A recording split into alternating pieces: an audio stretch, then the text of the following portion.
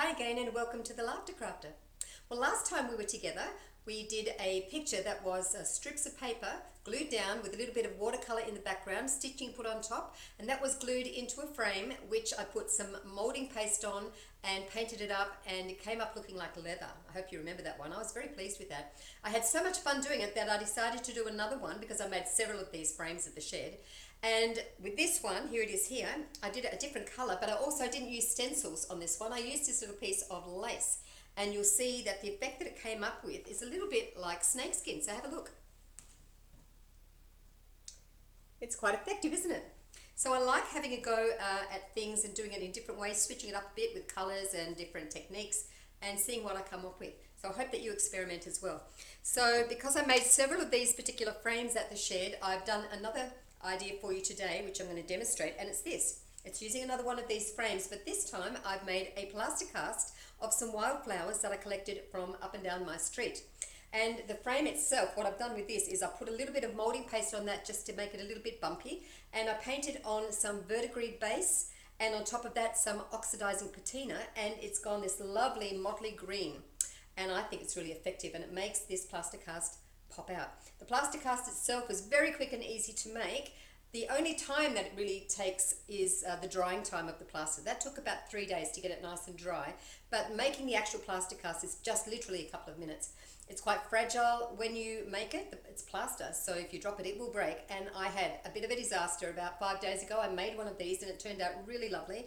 And I was a bit of a butterfingers and I dropped it, so I had to go from scratch again. But anyway, here's Mark 2 and I'm really happy with it. So here's the limerick that goes with this week's craft. Some wildflowers with shapes set in plaster took just minutes to make, maybe faster. In a frame as you see with a green verdigris holding tight to avoid a disaster. Like I had. Anyway, so here's the joke now for today's craft. So I joined all my spare watches to make a belt for myself, but I realized it was really just a waste of time. Okay, let's get on with making something. So here's what I think I'm going to need to make this impression of the flowers in some plaster. So a plaster cast of these flowers, in other words. So I have another one of these wooden frames with a circle cut out at the center. That's going to frame the plaster cast. I also am going to prop that up with these little books and then line that hole with some plastic cling film. Then I'm going to put some dry clay, air dry clay into that. And then I'm going to press in this little assortment, or some of them, maybe not everything that I picked here. These are some things that I just picked out along the verge, and some came from my driveway. Some pretty little things that I thought would make a really lovely impression in the clay. And of course, when we press these things into the clay, it makes a negative space. We're going to pour some plaster of Paris that I'm going to mix up with water and a disposable spoon, and work quickly with that and pour that onto the impression of these flowers and leave that to dry. And then once that's done, I'm going to come back with something to decorate the actual frame, and I'm going to use verdigris paint. This is a gorgeous paint. You'll see the pattern behind on the label. This is really what the paint looks like when it's finished. So we paint this on. To look at it when we open the jar, you'll see that it's very bronzy in color, very brown. Paint on 2 coats of that and let them dry, and then we come back with this oxidizing patina. And if you've seen the Statue of Liberty in New York, that's very green. That's the verdigris finish on it, on the copper that's been left out in the weather and the air. So that is the effect we're going to get onto this frame, which is going to be a lovely surround for our little plaster cast of these flowers. So let's get on with it. So a couple more things that I think I'm going to use for this, making this plaster cast impression. I've cut this template of the circle that is the hole in the frame just out of paper. I've got a knife to cut the clay with into the shape of that general circle, and I'm going to use this old water bottle as a bit of a rolling pin if I need to. So there we go. Okay, so I'm quite happy that that's fairly flat. I've just sort of made it a little bit bigger than the circle that I cut out. So I'll place one little circle on there. You'll see I really smushed that clay down with my fingers and my old water bottle. So just going to cut around that shape now.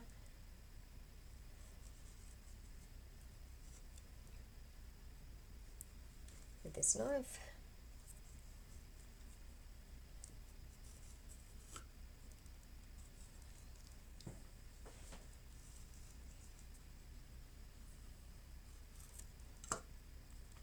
Okay.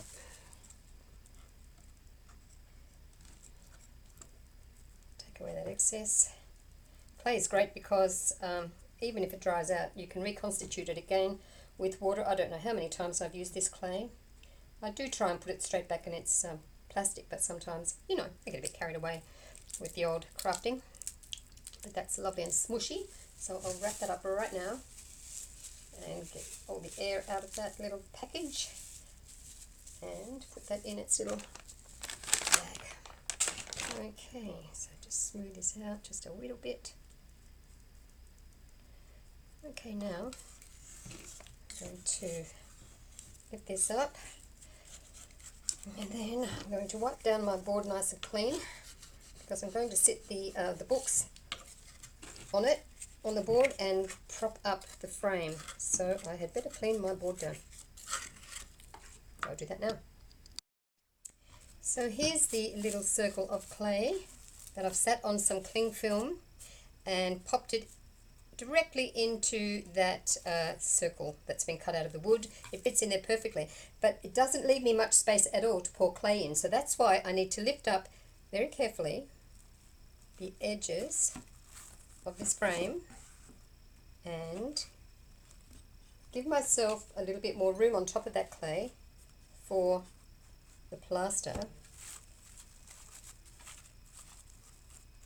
So I'm going to make sure that it's just still sitting directly under there like that, and that looks pretty good. The good thing about plaster is if I find that it kind of is a little bit large to fit into this circle later on and be glued in, it's very easy just to grate some away or scratch some away with the edge of a sharp knife or something like that. So that's great. I'm going to pause now. Okay, so here we are ready to go. Oopsie daisy. So what I'm going to do now is choose which of these I want to make an impression of. I love this little baby fella right here. I'm going to just snap that off for the moment. I will use him. And so, because we want to get all of these lovely petals, I'm going to face down and straight into that clay.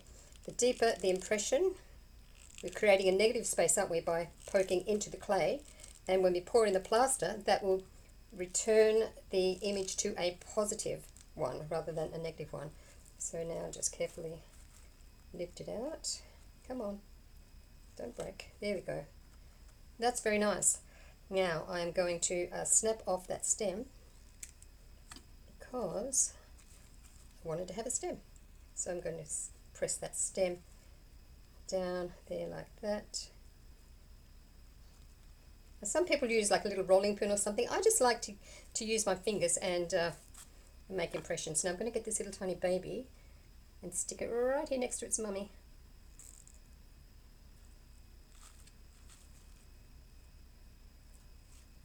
Right.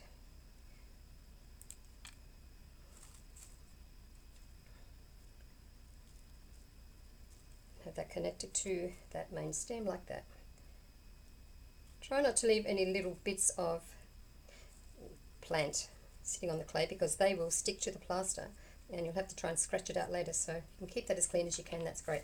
So now I have this fabulous kangaroo paw, and I think I just want to use him over here like this. Again, better the impression that you make with the plant, the better the finished impression will be with the plaster.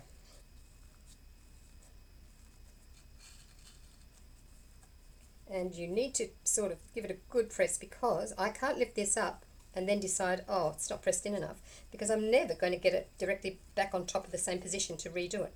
So I'm just doing it really well as I can the first time. You don't really see what you've got until you lift this up. That's good. A little bit of plant matter there, which I'm just going to try and get out. Okay, so what else have we got? This is quite interesting, isn't it? You know what? I found when I've done these before that this is a capeweed, and it really comes up great when I've used these before. So I'm just going to, let me just double check what I have. I'm just going to, that's really beautiful, but it's very big. This is not small, it's quite a small space to fill up, and you don't want to overfill it. So I think I'm just going to press in this grass. Will I or won't I? I don't know. Maybe I'm just going to press this little leaf in here because I like this leaf. It'll be more successful if I place it down like so.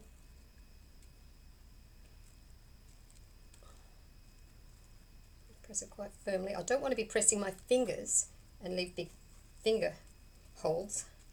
Just want to keep my fingers as flat as I can, and then carefully, the little nail, pull that up. Now you can't see very much. I can see here. I don't know how well you can see under this camera, but I can see that that is showing up nicely. Now I'm just going to take a bit of this stem off and add this, and I think that's going to be it. So I'm going to press these in firmly.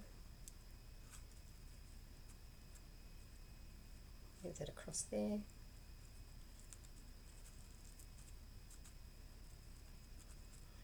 Press the stem down to there. Again, just using the back of my nail so that I'm not gouging with my finger into the clay. And carefully grab the end and lift that up. Up you come. Oopsie, we've got a little runaway. Come on, how'd you come? Great. There's a little space here just above the kangaroo paw, and I'm going to use our little baby one of these. Just here, smush it down.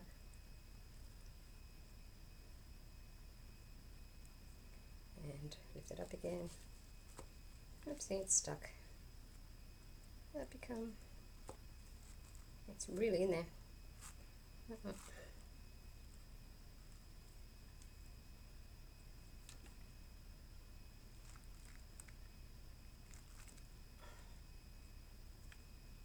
Right, I'll line this up again, level with the frame. Move all these pieces out of the way. Take off any little bits that are hanging around. If you do happen to have some left when you finish the plaster, they're easy enough to just scratch off. So I'm really happy with that. Now it's time to mix up some plaster and pour it. So this is an old container that I use just for artwork and craft, so I haven't put much plaster Paris in there. And it's the same as when you're making icing. You don't overdo it with the liquid because then you're forever sort of trying to adjust the consistency. I knew that that wasn't enough. That's not nearly enough. In fact, it's not enough plaster Paris either. So I'm just going to add a touch more water. You have to work quickly when you're using plaster Paris because it goes off really quickly. So you've really only got a few minutes. But the idea is to make sure there are no lumps of powder that aren't sort of mixed in. So that's why I'm working with a small amount. Then I'll add some more powder and some more liquid. Rather than do the whole amount at once, I'll just do it in little batches. Keep on stirring. If I see any lumps, get them out. Add in some more plaster. Probably want about double what I've got there. Add in some more water. Don't overdo it. I know that's not enough water, but I'll just give it a stir and see. Okay, really, really dry. You want it to be fairly sloppy, like I had it a minute ago. There are instructions on the packet for how to mix it, so you can follow those, or you can just sort of do what I'm doing and go by the look of it. That's looking pretty good. I think that's just about the right amount as well. So again, I'm just giving it a really fast stir, because I don't want any of it to start to set.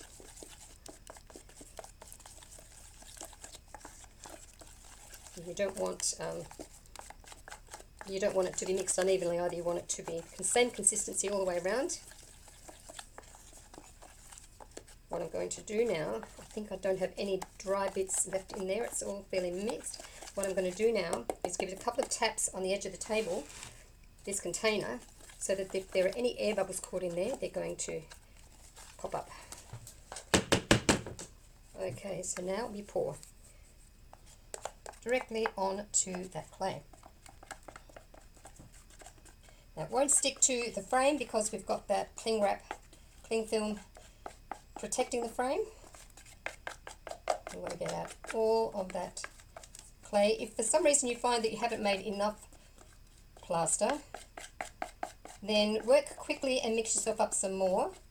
You wouldn't want to come back in a few hours and add some more. You need to make that decision now, because it's not going to be happy trying to dry out two separate batches of plaster. But that looks fantastic.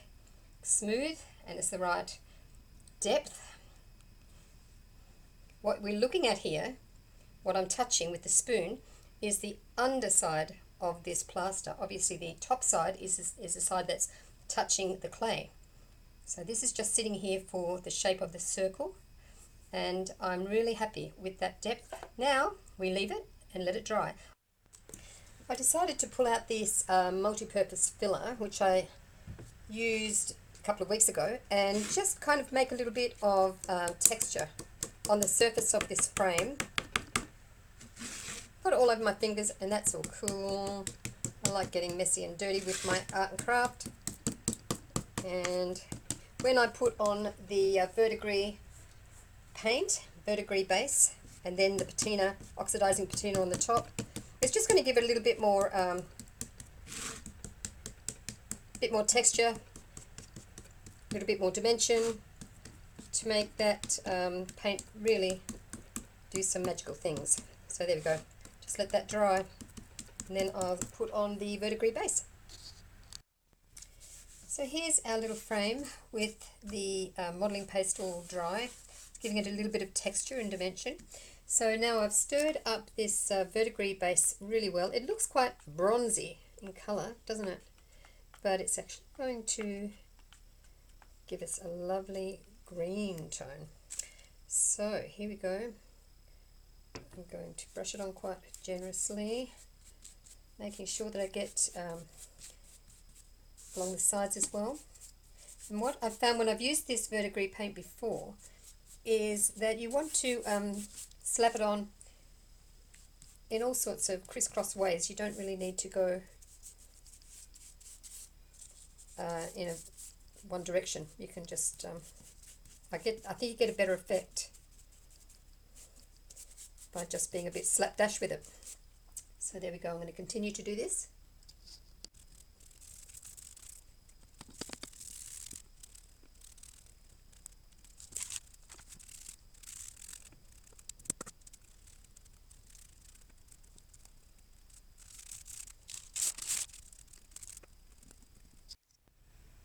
Okay, I've done a couple of coats of paint, the verdigris base, so now I'm going to paint on this oxidizing patina directly over the top.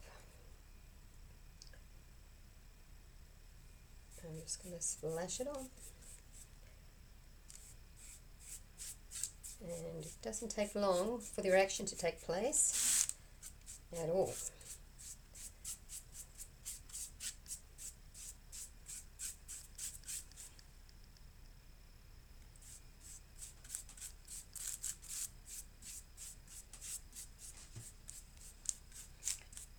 So I'll keep doing this, and I'll come back shortly and show you how the colours changed.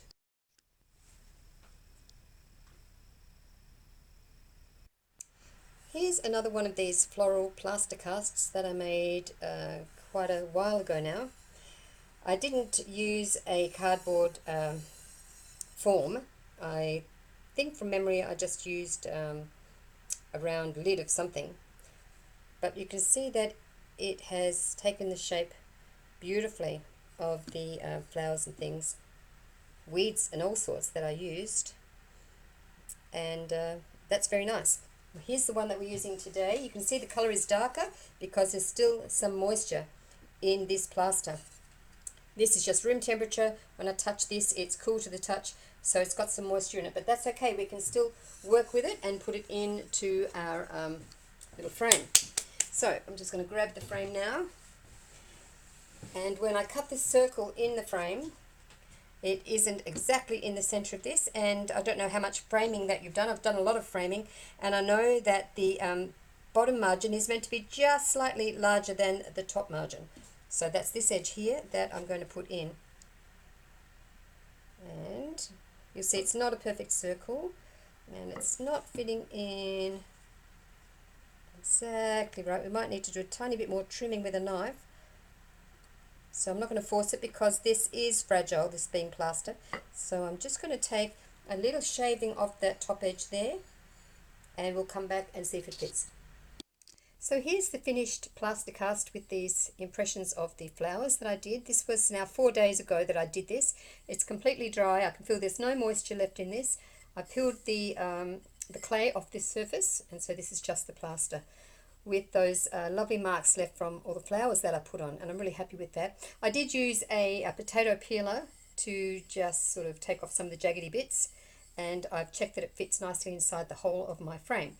So here's the backing board for the frame, and I'm going to put on some liquid nails all over the back of this frame. Out you come. Oh, it's not wanting to come out. That's rude. Let's just do it this way without the little nozzle.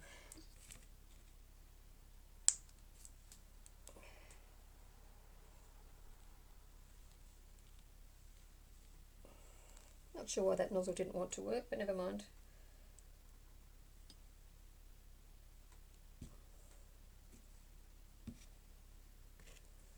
Alright, put the lid straight back on that. And here's the frame. I'm just going to turn that over and check that that's fairly well centered.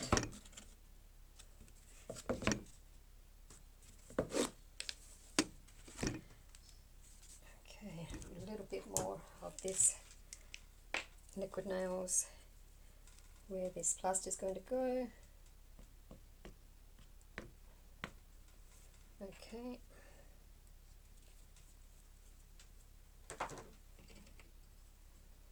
Check that this here is the bottom edge of the frame, and it should sit in there nicely. Look at that. So there you go.